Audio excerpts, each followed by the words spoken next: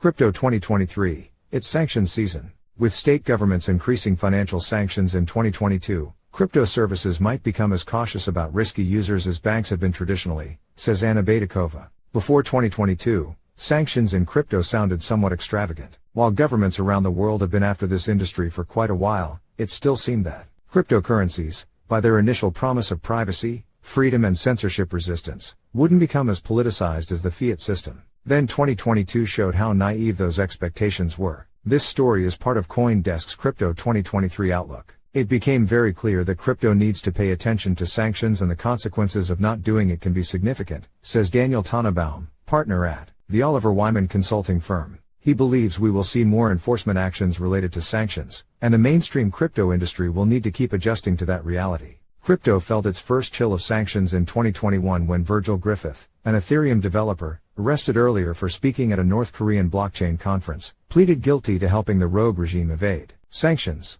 The same year, Ethereum project's incubator CoinDesk banned Iranian students from a blockchain coding course, and fundraising platform Gitcoin shut down a campaign aimed at Farsi-speaking Ethereum coders. This April, Griffith finally got his verdict, a sentence of 63 months in prison. The ripples of Tornado Cash. For the Ethereum community, Griffith's case was just the beginning. In August, Tornado Cash, an Ethereum-based mixer, was blacklisted by the U.S. Treasury's Office of Foreign Assets Control, OFAC. The reason? The mixer was used by the Lazarus hacker group linked to North Korea. It was not the first mixer sanctioned this year. But because Tornado Cash is a non-custodial, open-source tool, the incident provoked outrage in the crypto community. Probably the most high-profile crypto sanction case to date, Tornado Cash sanctioning provoked a backlash. The think tank Coin Center and U.S. crypto exchange Coinbase sued OFAC, claiming it had overstepped its authority and deprived Americans of their right for private use of cryptocurrency. OFAC, for its part, believes that neither the open-source nature of the Tornado Cash code, nor the Decentralized Autonomous Organization, DAO,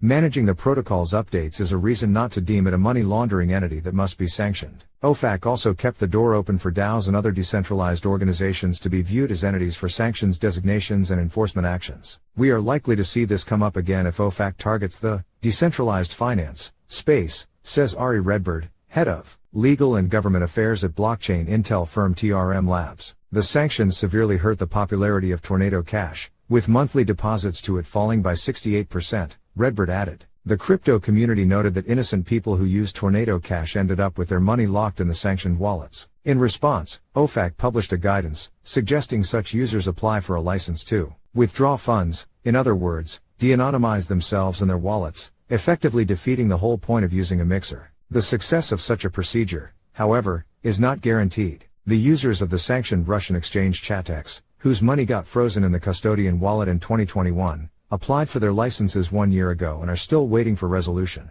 We have yet to see what happens when you ask OFAC to release your crypto from a sanctioned wallet, and what happens afterwards. Tornado Cash is a test of the promise. In jail for code.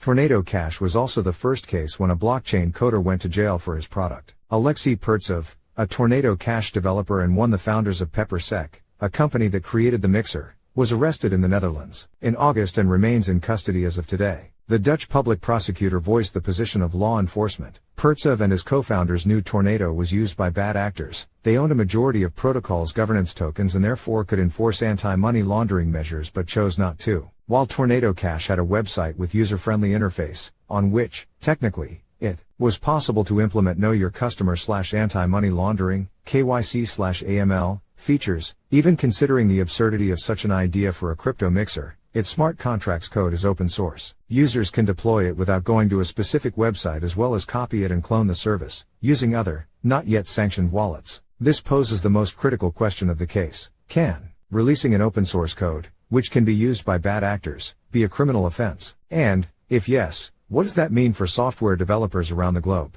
The nature of open source software means the creator only puts it out there and has no power or responsibility over how people use it. Whether creating the Tornado Cash code will be a part of Pertsov's final charges, and not just maintaining the website and wallets, and whether the court decides it is a valid accusation will mean a lot for the future of open source development. It became clear that the US government is not fond of mixers, Tannebaum, at Oliver Wyman, said. The Russian wave. The war in Ukraine precipitated another wave of US sanctions, this time against Russia, which started the conflict in February, provoking global outrage. As the Western countries have been trying to help out Ukraine and limit Russia's capacity to wage war, financial sanctions have been applied to both high-profile Russian individuals and the country as a whole. In particular, global payment providers Visa and MasterCard, as well as payment services such as Western Union, stopped sending money to and from Russia, to a significant extent isolating the country's financial system from the world. In October, the European Union banned crypto exchanges from serving Russian citizens and residents. Immediately, a bunch of services licensed in the EU, such as blockchain.com, local bitcoins, crypto.com, Dapper's Lab and Kraken, informed their Russian users they're no longer welcome. As with any blanket sanctions, a number of people not involved in anything nefarious got thrown under that bus. Among them, some independent journalists and human rights activists protesting the war, who left Russia when the war started and now are using crypto as a remittance tool of last resort. Now, a number of U.S. crypto businesses are discussing banning Russian nationals from their platforms, even though the U.S. law doesn't require it at this point. Tannebaum said the discussions go this way. Tannebaum explains, the EU, UK and US sanctions on Russia are not perfectly aligned. So to operate across these jurisdictions, do we even want to go through the headache to navigate what is permissible and what is not permissible? We may just ban the clients outright. Broadnet.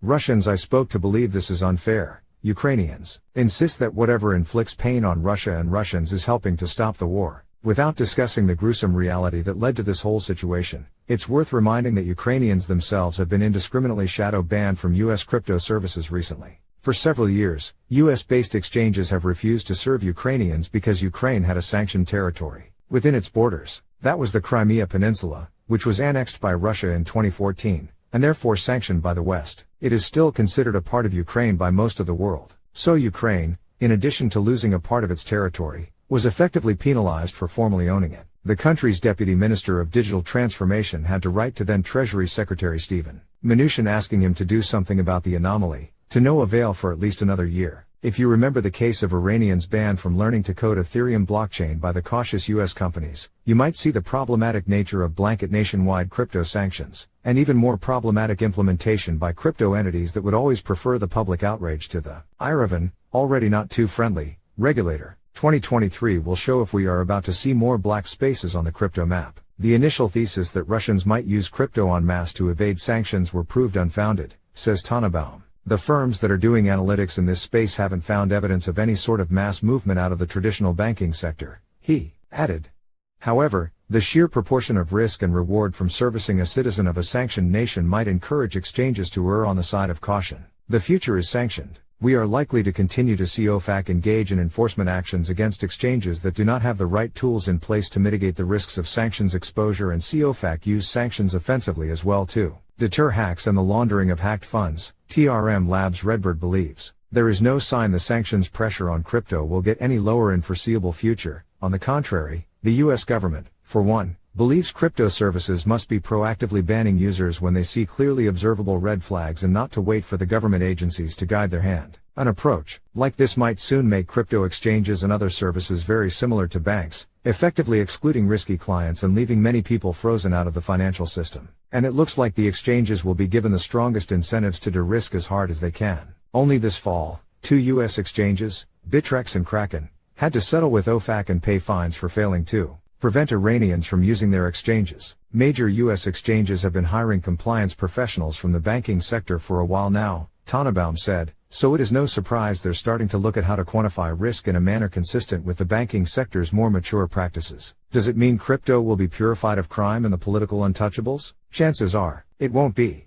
There will always be a market of shadow over-the-counter, OTC, brokers willing to process crime-related and sanctioned crypto. That has been the way the infamous Conti ransomware hacker group used, for example. Those brokers, in turn, still need big exchanges with lots of liquidity to operate, and the exchanges would look the other way only until a certain point. That was the case with Swix, the sanctioned Russian OTC that used Binance, and was banned. However, AML tools, based on blockchain analytics systems, still allow some space for covering traces, which will inevitably have some success no matter how sophisticated the controls, Redbird says. Blacklisting a blockchain address does not automatically mean freezing money on it. The owner of the address's private key still can move funds, sell them peer-to-peer and swap on decentralized marketplaces that do not implement KYC/AML procedures. In February, Canadian authorities blacklisted 34 blockchain addresses with funds raised by the so-called Freedom Convoy truckers. but it didn't prevent the owners from moving the funds and at least trying to cash them out through exchanges like Crypto.com and Coinbase. The exchanges declined to comment on the fate of the funds. Another example,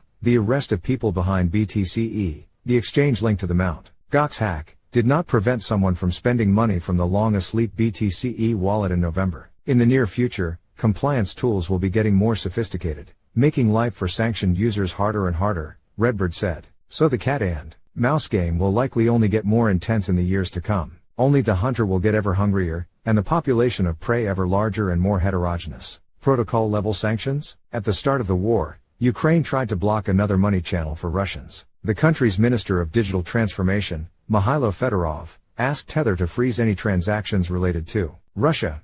Tether did not abide. It's not clear whether it's even technically tangible to locate and freeze all funds and transactions belonging to owners of a certain nationality or territory, given the existence of anonymizing tools. But Tether, which maintains Tether, USDT, stablecoin smart contracts in a centralized fashion, can blacklist addresses and block funds on them. Another, earlier, attempt of protocol-level implementation of sanctions was an initiative of one single American miner Marathon, which announced last May its OFAC pool will only mine sanctions-free transactions. The idea was immediately ridiculed by Bitcoiners and abandoned in less than a month. However, it doesn't mean ideas of this sort won't be entertained and successfully implemented in the future. Economist John Paul Koning believes that stablecoins, which by design are mostly centralized, will be the primary target for sanctions in the future. Going forward, I'd suspect that a greater share of OFAC digital currency designations will explicitly target stablecoins rather than Ether or Bitcoin, since stablecoins have become the preferred medium of exchange in the crypto ecosystem, Koning told CoinDesk. Sanctions on the level of protocols would be much more powerful than on the level of service providers. We have yet to see whether the regulators will be pressing developer teams to do it and whether protocol maintainers will abide. That would create a whole new reality where you may not only get banned from an exchange but also find your crypto wallet frozen, just like a bank account.